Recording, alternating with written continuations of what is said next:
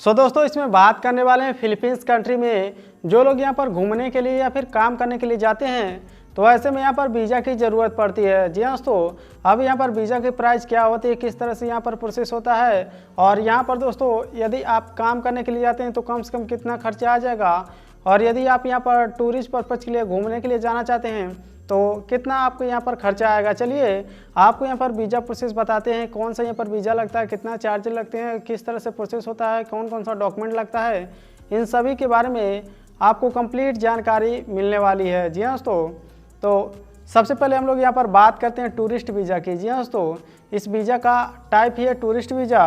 ऐसे में इसकी फ़ीस की बात करें तो यह वीज़ा दोस्तों आपको यहाँ पर 3000 से 6000 के रेंज में देखने के लिए मिल जाता है, जो कि यहाँ पर 21 दिन के लिए वैलिड रहता है। जी हाँ दोस्तों, और इस वीज़ा को एक्सटेंड यानी कि इसका डेट भी बढ़ाया जा सकता है, जो कि यहाँ पर मैक्सिमम 60 दिन के लिए यहाँ पर बढ़ता है। जी हाँ दोस्तों, और जो लोग यहाँ पर फिलीपींस कंट्री में विजिट करने के लिए फिर घूमने के लिए जाना चाहते हैं ऐसे में उनके लिए यहाँ पर यह वीज़ा बेहद ही ज़रूरी होता है दोस्तों। इसके अलावा बात करते हैं आपके पास यहाँ पर कौन कौन सा डॉक्यूमेंट रहना चाहिए जिसके बाद यह वीज़ा आप यहाँ पर ले सकते हैं।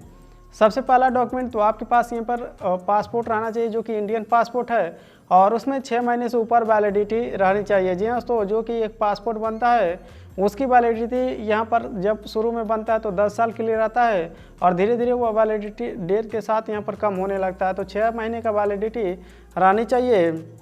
इसके अलावा आपको यहाँ पर वीज़ा एप्लीकेशन फॉर्म भरना होगा। जी हाँ दोस्तों, आप यहाँ पर ऑफलाइन विजिट करके जो भी एम्बेसी होता है वहाँ पर भर सकते हैं या फिर इनके वेबसाइट पर जा करके वहाँ से ऑफिशियली डाटा चेक करके भर सकते हैं। इसके अलावा यही नहीं दोस्तों, यहाँ पर 2 से 3 आपका यहाँ पर एक पासपोर्ट साइज़ फ़ोटो चाहिए होता है, जो भी रिसेंट। जी हाँ दोस्तों, यदि मान लीजिए तत्काल का न्यू पासपोर्ट साइज़ फ़ोटो चाहिए।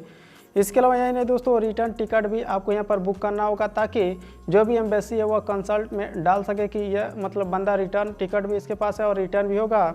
जो लोग यहाँ पर विजिट पर्पज़ के लिए जा रहे हैं उनके लिए यह सभी डॉक्यूमेंट यहाँ पर रिक्वायर्ड होती है। और दोस्तों होटल रिजर्वेशन, इसके अलावा अकोमोडेशन, रहने खाने का व्यवस्था, यह सभी भी आपके पास यहाँ पर जानकारी रहनी चाहिए। उसमें आपको लिस्ट अटैच करके देना होगा कि इस लोकेशन पर हम लोग यहाँ पर रुकेंगे, ये हमारा होटल है। इसके अलावा फाइनेंशियली स्टेटमेंट भी आपको यहाँ पर देना होगा, जैसे कि जो जितने लोग मतलब जितने दिन के लिए आप जा रहे हैं सिंपली उतने दिन के लिए आपके पास यहाँ पर पैसा है या फिर नहीं है, बैंक स्टेटमेंट आपको देना पड़ेगा। तब जाकर के जो कि आपका यहाँ पर यह वीज़ा होता है वह इशू होगा। वीज़ा प्रोसेसिंग जो कि चार्ज होता है उसको भी पे करना होगा, उसका भी रसीद निकलेगा, उसको भी एम्बेसी में सबमिट करना होता है। जी हाँ दोस्तों, तो कुछ इस तरह से ये सभी डॉक्यूमेंट लगता है। अब प्रोसेस करने के लिए जैसा कि हमने बताया ऑनलाइन और ऑफलाइन दोनों मेथड यहाँ पर आप अप्लाई कर सकते हैं इसको लेने के लिए। इसके अलावा यही नहीं दोस्तों, बात करते हैं यहाँ पर जो कि वर्क वीज़ा है। वर्क वीज़ा के लिए भी डॉक्यूमेंट यहाँ पर सेम ही लगता है, बट जो कि यहाँ पर अकोमोडेशन और इसमें क्या होता है कि एक कॉन्ट्रैक्ट बनता है। अब कॉन्ट्रैक्ट बेस में जो कि आपका एम्प्लॉयर होता है वो आपको कॉन्ट्रैक्ट बना करके देता है, जिसको कुछ लोग कॉन्ट्रैक्ट या फिर कुछ लोग यहाँ पर ऑफर लेटर, जॉब लेटर भी कहते हैं। तो जी हाँ दोस्तों, ऐसे में चलिए बात करते हैं इसमें कौन सी वीज़ा है। तो इसमें प्री अरेंज एम्प्लॉयमेंट वीज़ा आपको देखने के लिए मिलता है, जिसकी चार्ज करीब करीब आपको यहाँ पर देखने के लिए मिलती है 10,000 से 25,000 के रेंज में। अब यह चार्ज ऑफिशियली जो कि एम्बेसी है वहाँ पर रजिस्टर है दोस्तों, आप वहाँ से भी डाटा निकाल सकते हैं और चेक कर सकते हैं ऑफिशियली। इसके अलावा यह वीज़ा दोस्तों 1 से 3 साल के लिए वैलिड रहती है। आप इस यहाँ पर काम करने के लिए इसी वीज़ा को यहाँ पर इशू कराएँ। इसके अलावा यही नहीं दोस्तों, यह लॉन्ग टाइम एम्प्लॉयमेंट फिलीपींस के लिए यहाँ पर डिज़ाइन किया गया है।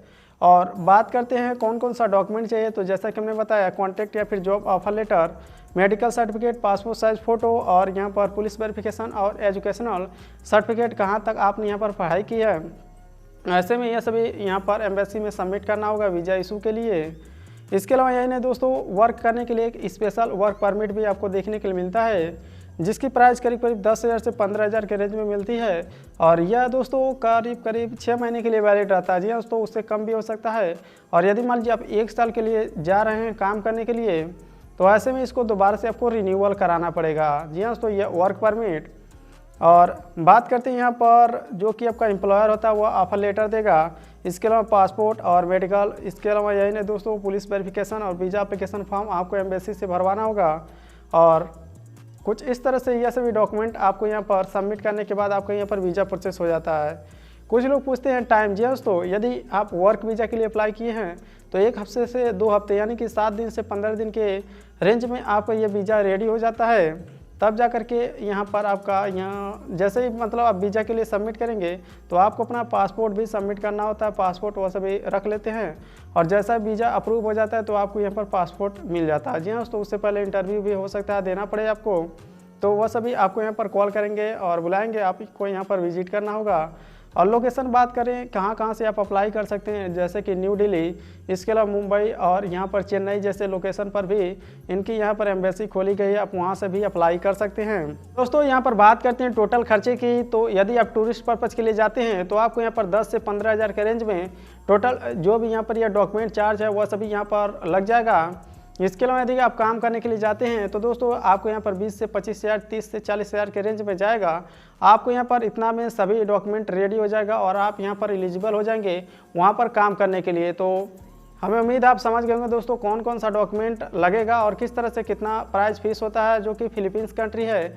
इसके अलावा कोई और यहाँ पर सवाल है दोस्तों, जैसे कि मान लीजिए कोई फंस गया है कहीं पर किसी कंट्री में, किसी एम्प्लॉयर ने उसके साथ यहाँ पर फ्रॉड कर दिया है, या फिर मान लीजिए कोई एजेंट के साथ फ्रॉड हो चुका। जी हाँ दोस्तों, जैसा कि आप जानते हैं कुछ ऐसे बंदे होते हैं जो आपसे यहाँ पर पैसे ले लेते हैं और बताते हैं कि आपका यहाँ पर वीज़ा इशू होगा, कुछ फेक वीज़ा भी दे देते हैं। ऐसे में जो भी यहाँ पर फंस जाते हैं दोस्तों, आप नीचे कमेंट करके ज़रूर से बताइए। और कोई भी यहाँ पर विदेश गया तो उसके साथ में ये वीडियो ज़रूर से शेयर कीजिए।